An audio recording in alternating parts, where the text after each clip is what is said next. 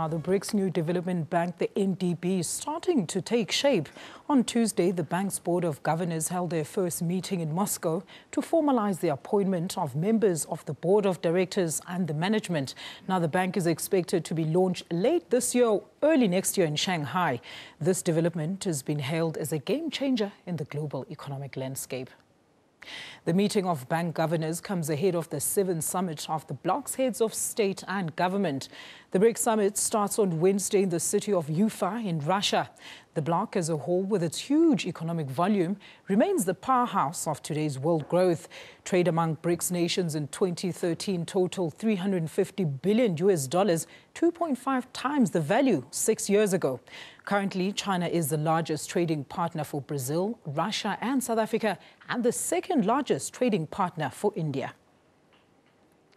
Leslie Maasdorp is the newly appointed Vice President of the Brics New Development Bank. The launch of the bank will cap years of a push by the world's major emerging economies to reshape the global financial system. Maasdorp was part of the first batch of public servants to join the new government in May 1994 and helped design new laws and create new institutions for the democratic dispensation.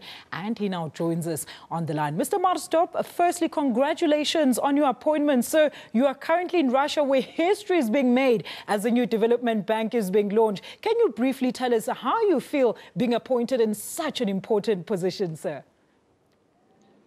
Thank you very much for the kind introduction. Today is indeed very historic. It's the creation of a very significant new institution. It's a $100 billion bank that will advance loans for the financing of large infrastructure in the 5 BRICS countries.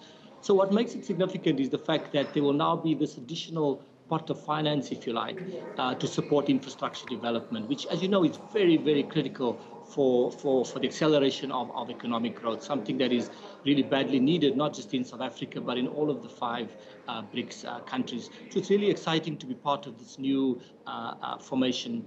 Secondly, I think what makes the institution specifically significant is that after the formation of BRICS a number of years back, this is now, if you like, the first physical sort of demonstration of the enhanced economic cooperation between these 5 very large economies.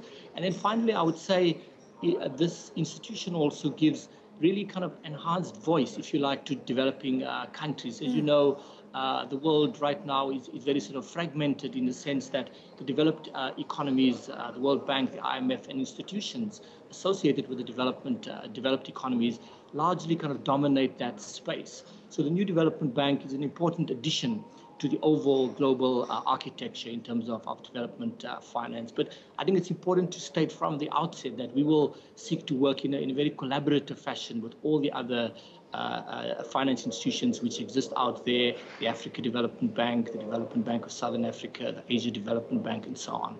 Look, Leslie, I'm sure you're going to get this question quite a few times, but the IMF and the World Bank were the institutions that have always availed resources and funds to help the developing countries, as you mentioned. Now, how will the new bank differ from these institutions? What exactly is their mandate?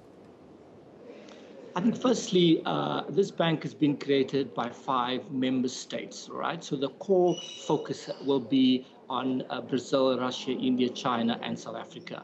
The World Bank has a much broader remit, has a much larger sort of membership. Whilst the New Development Bank will be open to members in time to come, we still have to define the exact principles, the conditions that we will use to allow new members into our formation. For now, this is an institution of the South, or an institution that is focused on these 5 countries. What will make it unique, I'd say that there are a couple of things. Firstly, none of the significant powers in the BRICS formation, China, one should say, is the largest, as you know, one of the largest economies in the world, the second in GDP terms. But China does not have a veto vote, for example, nor does India. So whilst we are countries of very diverse character, very different sizes in terms of our economies, the size of our populations, we're coming in as equal members, which is a very unique construct. So we will seek to work by consensus, and we've got the necessary principles and procedures in place to deal with any issues that might arise during that, should we have any contestation, for example. Leslie, let's bring it home a bit now. How will Africa in general benefit from the launch of the BRICS Bank? I think firstly, as you know, there's a huge infrastructure gap in South Africa and the rest of the continent. Let's just take power. There's a massive demand. In order for our economies to grow, not just South Africa, but the rest of the continent, we need to significantly power up our economies. By that I mean enhance or increase the capacity, the generation capacity in energy. I mean, I would not be surprised if one of the first big projects that would come onto our desk would be in the energy sector.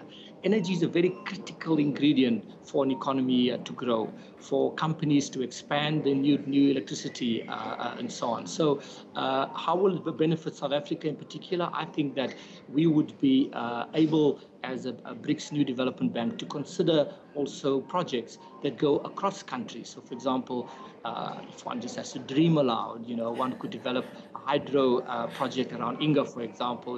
That might take multiple years to develop, but the resources exist in Africa to power up the rest of the economy. So I think the new institution, because we are fresh, will also dream big and look at the possibility of infrastructure that crosses various borders. Leslie, thank you so much for your time and congratulations and best of luck.